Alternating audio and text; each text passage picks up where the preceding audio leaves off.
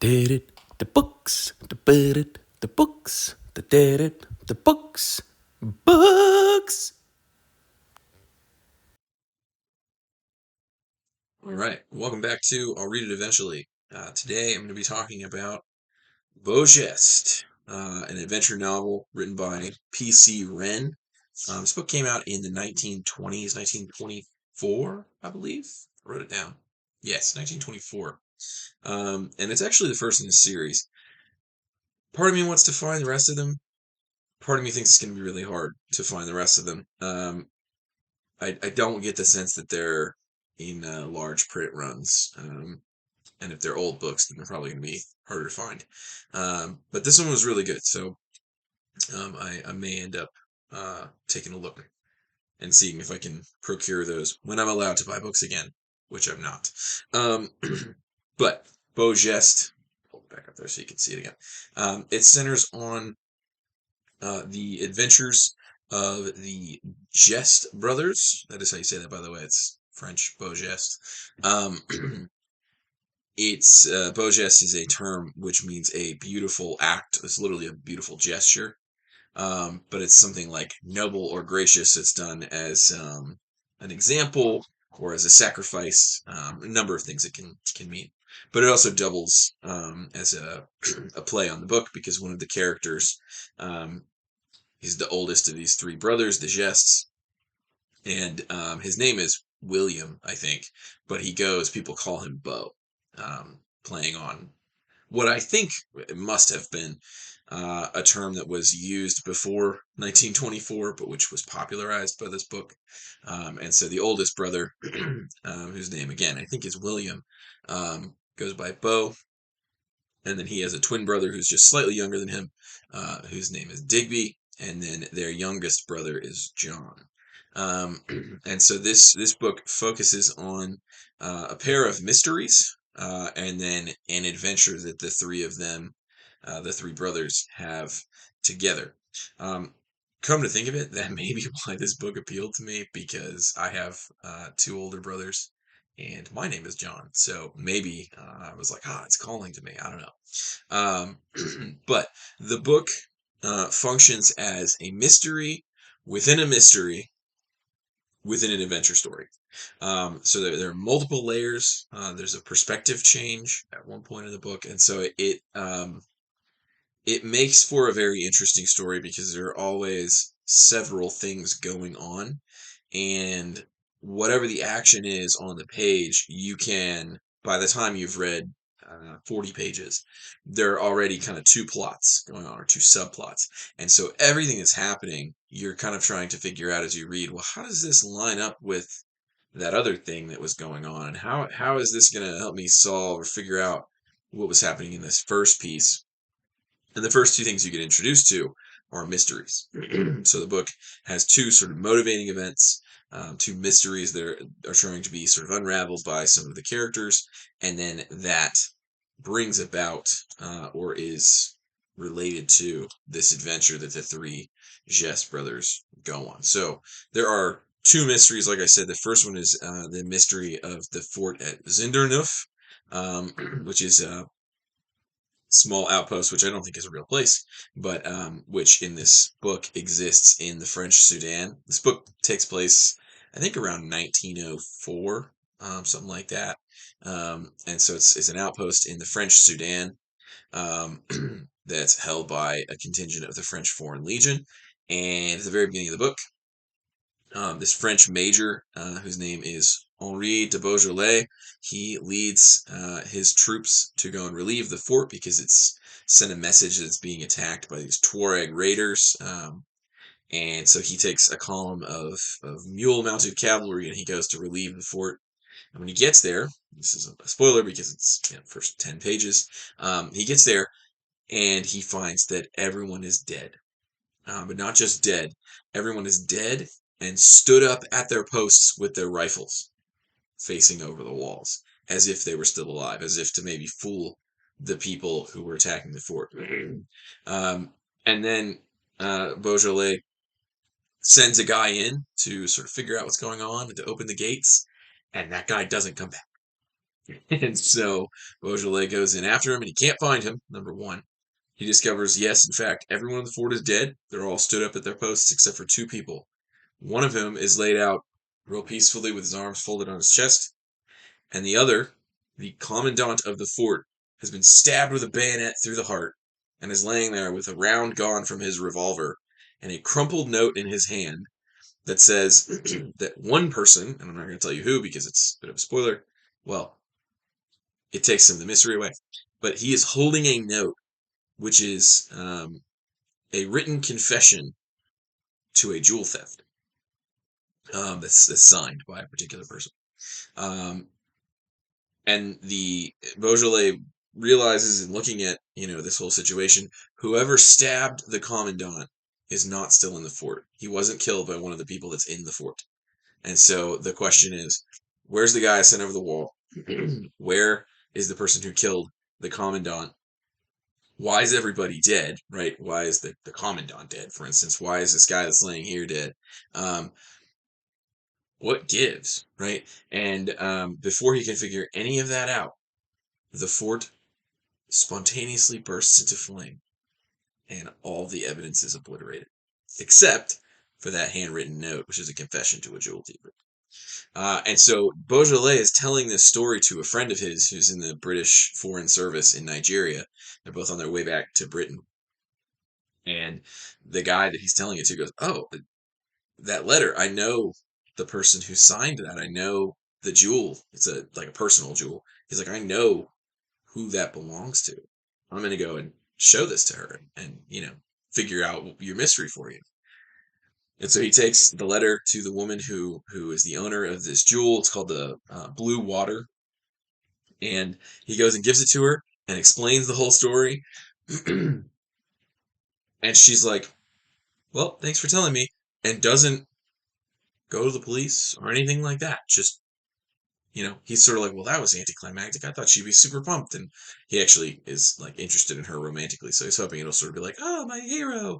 Doesn't go down that way, so he's really confused. Um, But that then introduces for us the next part of the story, which is the mystery of this blue water sapphire, which gets stolen. And this is told from the perspective of John Geste, who's the youngest of the three brothers, around whom the novel sort of focuses. And he is talking a little bit about his childhood at this house called Brandon Abbas.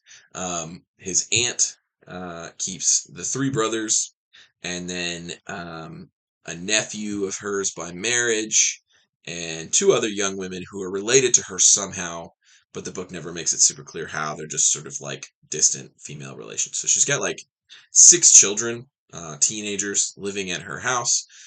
She's got the local Anglican curate or chaplain who lives there. And so they are all sort of, domestically in this weird kind of like, hey, we're watching out for you arrangement. It's weird that the cleric lives there, but he does. And so they John Geste is sort of explaining what their childhood is like and who these people are. And one of the things that he recounts numerous times is that his aunt owns this sapphire, which was brought back by her husband from, or one of her husband's ancestors from India, when the British colonized India in the 1700s, and probably used to belong to like some sort of Maharaja or something, like somebody big, and they stole it. And so it was a wedding gift to her from her husband. And there are all sorts of like little details about like their domestic arrangements and who's actually interested in who, and what how everybody feels about each other. And there's characters who are off screen who are mentioned, and I'm not going to get into that because, again, well, number one, distraction from my point, but also number two, would begin to give away parts of the story, which I'm not going to do because it's a great book and you should just read it yourself. But the second mystery is what happens to the sapphire. And so there's an evening where these 8 people who live in this house are all in the same room, and one of them says, "Oh, Aunt, why don't you bring out the sapphire?" Because they would like pass it around and hold it and look at it, look at it through toward a light and that kind of stuff. Like it was regularly passed around for them. And so one of the characters goes and gets it from its secret safe, which only one person, two people in the house know where it is, and can get in there and have the keys to it.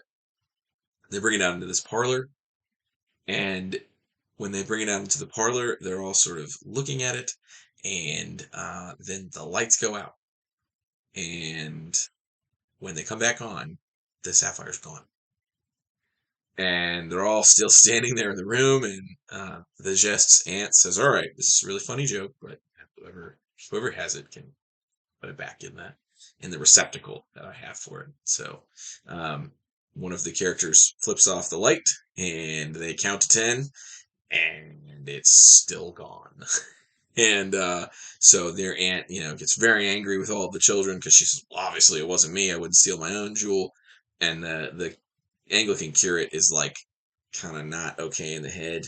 He's kind of off his rocker a little bit. And so she's like, it obviously wasn't him. He has no use for a sapphire. And so these children, the six children, six teenagers, are sort of the primary suspects. And again, they're all related to her in some way. So it's like, oh, this is a double betrayal. Now, not only did you steal from me, but you're my family. And none of them will admit to it. And there's, competing evidence. And some people are saying, oh, it couldn't have been them because this happened while the lights were off and blah, blah, blah, blah, blah, blah, blah. And ultimately, John receives a letter one day while they're sort of under house arrest by their aunt, because she doesn't call the police, but they're under house arrest by their aunt, and it's a letter from his oldest brother, Beau, and Beau says, "When you get this, I'll be gone. I confess that it was I who stole the sapphire, and I'm going away now. And that'll be that." And then there's a second letter which says, "John, I'm doing this because I don't want whoever actually stole it to get in trouble. I'm going to deflect the um, attentions of the police onto myself by running away and claiming to have done it." And then the next several days, he receives another letter from his brother Digby, which claims the exact same thing, right? I stole the sapphire and I'm running away to distract attention. In the second letter, I'm running away to distract attention from whoever actually did it because I don't want them to get in trouble. And that leads John to run away and claim to have stolen the jewel in order to just deflect attention from whoever actually did it because he doesn't want them to get in trouble because they're all friends. Um, and so nobody knows what to believe, right? The three brothers are sort of in cahoots, but they're not in cahoots regarding having actually stolen it. But you don't know if that's actually true. You don't know if one of them actually did steal it. John's obviously the narrator, and so you have a pretty good sense that he's a reliable narrator. So it's not him, but the other two could very easily be lying, and then the other three characters who are there could easily be lying, and you're still left with these sort of weird, like, well, maybe the aunt did, you know, closet it away, and maybe this Anglican curate guy really isn't above board, and maybe he isn't really off his rocker, and so you don't know, you don't have any idea who took it or why. You just know that these three brothers are like, we're out of here. Well, they're out of there, and they all three have the same idea, which is to run away from home and join the French Foreign Legion. They talked to one of a character who appears later in the novel, um, when they were younger children, and he is in the French military, and so they're like, "Oh wow, that'd be great. We could go and do what he does in the Sudan and in Algeria and be, heroes and blah blah blah blah blah." And so they run away and join the Legion. And much of the book leaves those two sort of mysteries to the side, right, or hanging over you, and says, okay, well, what happened there? We're not sure, but here's what it's like to be in the French Foreign Legion. And so there's this like really great adventure story.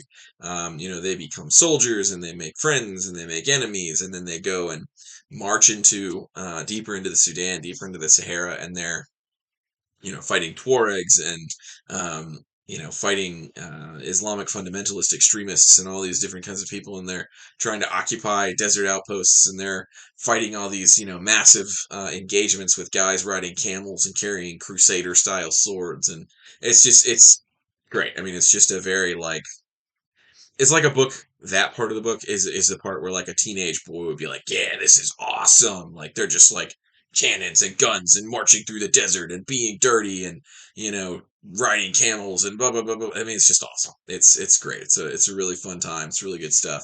Um, and it ironically enough, it is the kind of literature which kind of inspires people like Robert Howard. I didn't realize that when I picked it up, but Robert Howard wrote literature almost exactly like this, less than a decade later. Um, Particularly, he created a character called El Barak, which means the swift in Arabic, and he's basically a character from this book. I mean, he's not a French Foreign Legionary.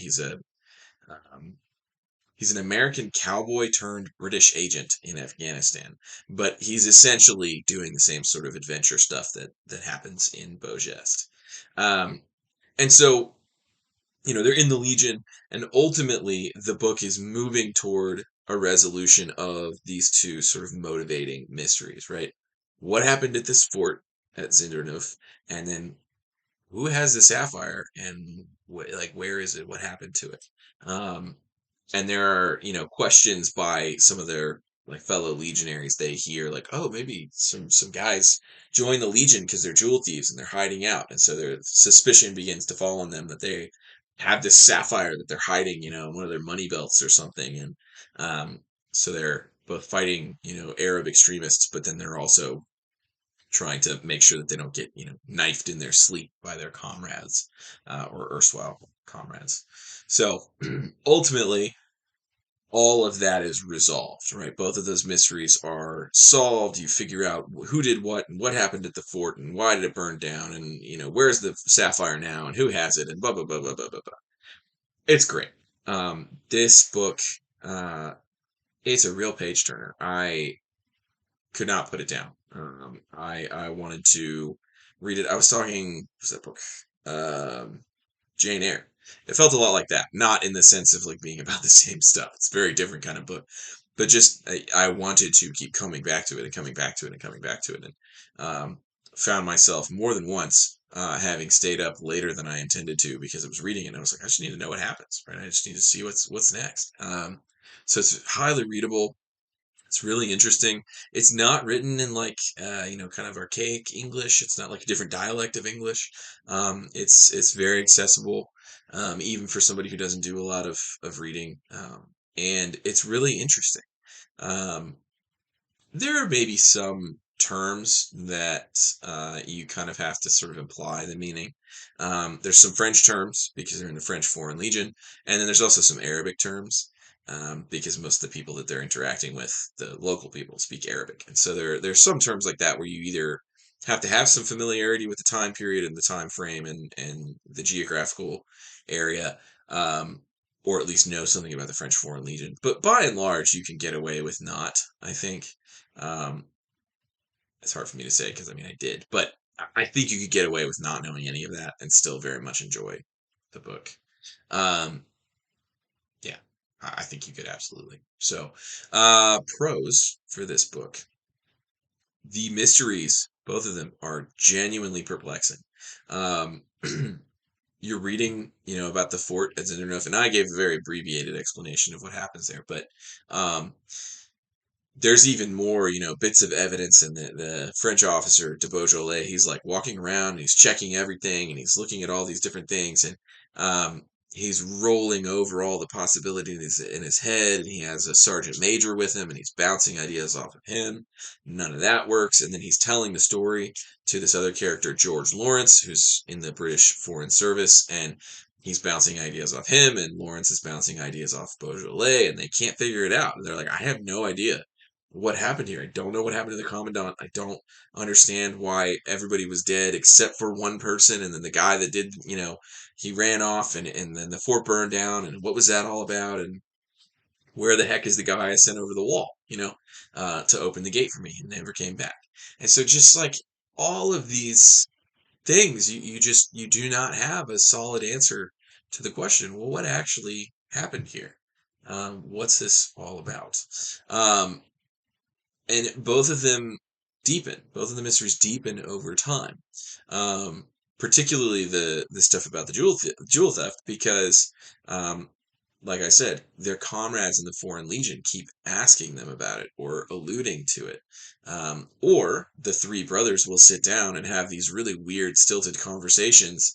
Um, for instance, one of them constantly says, because there are people who are under the misimpression that they stole a diamond, one of them constantly responds to people questioning him by saying, I don't have a diamond. Which could mean I didn't steal any jewels, or it could just mean I don't have a diamond, I have a sapphire. And you don't know as the reader. You genuinely can't tell. It's not John, right, the narrator. It's one of the other brothers. And so you can't tell if they're being truthful and saying, oh, I didn't do anything. I'm not a criminal, or if they're just being really circumspect and telling a bit of a white lie. You can't tell. You don't know. And so every time one of these things comes up, it deepens the mystery still further. And I'm not going to say regarding the fort and the murder there how that deepens, but there is a pretty substantial portion of the book which concerns what happens in that fort, which results in everybody being dead and the commandant having a bayonet in his chest and one of the soldiers being laid out all peaceful and there being a bullet missing or a shell having been fired, well, a bullet having been fired, the shell's still there, but a bullet having been fired from the commandant's revolver, but nobody seems to have been hit by it. And then a missing man, right? The murderer is missing, and then the man he sends over the wall is missing, and all of that. Um, you get a little bit of that sort of deepening of that mystery, and then a lot of it unravels almost immediately because you're reading about the events as they happened. Um, and then at the end of the book, you sort of get the full picture, and the payoff is really satisfying. Honestly, you when you finally realize what it is that happens, it ties the book together and makes a lot of sense of a lot of things. I honestly think this book might benefit from being read twice. Just because if you know what happens when you start, if you know how it all comes out, it may actually add a lot to how people behave in the book. I'm not sure, but I bet it does. Um, and then the primary part of the story that you're actually reading, which is the joining the Foreign Legion, going off to war, young men coming of age kind of story, is really good. I mean, it's very entertaining. They're learning how to march, and they've got a color sergeant who's a real son of a gun, and they've got really good friends. They make friends with two guys who used to be Texas Rangers, who have joined the French Foreign Legion, and so there's a lot of funny sort of early 1900s Americanisms where they're real country folk, the two guys, and they're saying things to these Frenchmen about well, you better watch out there, partner, or you're gonna end up like a horseshoe in a pot of coffee, like that kind of thing. And it's I don't even as an American, I'm I don't know what that actually means, but it does sound vaguely threatening. And so there are several characters who are really comically drawn, honestly. I mean, they do feel real, but they're comically drawn, especially the Americans. But then there are one or two others who are very much drawn along a stereotypical villain line or good guy line, but still feel very good and don't feel forced as characters. um, and they add a lot of color and a lot of heart to the story. And there's it's a subplot. It's not a major portion of the story. It comes up a couple times, but there's a subplot of romance, which is mildly interesting. And then, there's Tuareg camel raiders and combat and firing rifles from behind sand dunes and last stands and conspiracies and mutinies and betrayals and all that stuff. And, um, you know, hidden cities in the desert and nearly dying of thirst and comradeship, and it's just, yeah, it's great. um it is a good adventure story. Honestly, if you just told that without the mystery stuff, it would still be a good book, right? So really really entertaining, just from a reading standpoint, without the mystery part. Just the adventure portion of the story is really good. um Ooh, excuse me, sorry. In terms of cons, the ending feels a little rushed. Like you get to the last page, and it just sort of like snaps a couple things at you really quickly in like 2 paragraphs. One of them is in like a letter that's just like appended to the bottom of the page, and it's like 5 lines, and it's like, here's these 2 things that sort of tie off the story. Bye, and that's the end of the book. So I didn't like that, but most of the things that it says, you can kind of assume, or you're like, yeah, right, that makes sense. They're implied by things that happened earlier. Um, but it does just sort of end all of a sudden. It's like still telling a story, and you're still getting internal monologue from John and talking about what's happening, and then it's over. And so I think that's probably partly just that he was already this book. I think it's close to 400 pages. Yeah, it's 390 something, 393. So he's getting close to 400 pages. He's probably trying to get to the end. Wren is saying, all right, I've written the book. You know what happens. How am I going to bring this to an end? And he probably was just sort of real quick. Here's a letter from another character that just sort of ticks it off. And again, I don't. There are more books in this series, and so it may be that he was just like, "Yeah, I got to get on to the next one," or "I don't want to tell you anything else because it's going to be part of the next one." So I don't. Maybe I'll have to read them and find out. But again, it's not an unsatisfying ending. It was actually very satisfying. It was good. I didn't feel cheated or like, oh, that's stupid. It was just sort of over. Um, the other thing I get, this isn't really a con. It's honestly more of a pro, but it feels like a con. The book's actually really sad. There are several things in it which are just really sad, and you're reading it and you're just like, oh, well, that's a bummer. That just sort of sucks. And then the story just lets you sit with it. It doesn't really doesn't really explain it or take a lot of time to walk through it again. It's just sort of like, yep, this happens. And you're like, oh, okay. Was everybody going to be okay? Nope. Okay. Cool. Well, still enjoying the book, but really sad now. And it just does that like 4 times. It's just like, yep, you're going to be sad, but also still having a good time because it's like an adventure story and it's funny and there's Texas Rangers who are goofy, but also you're sad. So I don't know. I don't quite know what to do with that, but it's kind of a con because it's like, you're sad, but then also great literature should make you feel things. So in that sense, I mean, I guess it's a pro. It makes you feel things. It made me feel sad. I was like, oh man, I hate that. Um, So yeah, and this book, I'm not alone in thinking that it was good. This is the movie tie-in edition from 1966. This was, so far as I can tell, the 1966 adaptation of this movie, which starred Leslie Nielsen among other people, by the way, which I can't even imagine. Having read this, I can't imagine Leslie Nielsen in it, and yet also he maybe makes the most sense. Um, but I think this was possibly the fourth film adaptation. There was one in the 20s, there was one in the 30s. I think there was one in the 1940s, and then this one in the 60s.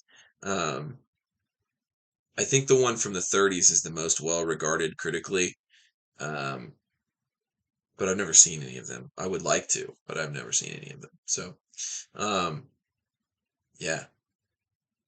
So there you go, movie tie-in. If you don't have time to read the book, check out one or more of the movies, and maybe do both. I think you would benefit from doing both. In reading the back of this, I get the sense that the movies don't have the same plot specifically as the book. Um, for instance, it tells me on here that Telly Savalas is Dagino or Dagino, which is not a named character in the book. So I don't know who that's supposed to be. I don't know if that's a good guy or a bad guy. I don't know who that is. Um, so they must have changed some stuff, I guess. Um, but Beau Geste, really good, great adventure book. Keeps you turning pages till the very last one. I think I gave it 4.5 out of 5 stars. So really good. Would recommend this to really anybody. it will interest. It will draw you. There's a reason they made 4 film adaptations. So that's what I've got to say about Beau Geste, and see you in the next one.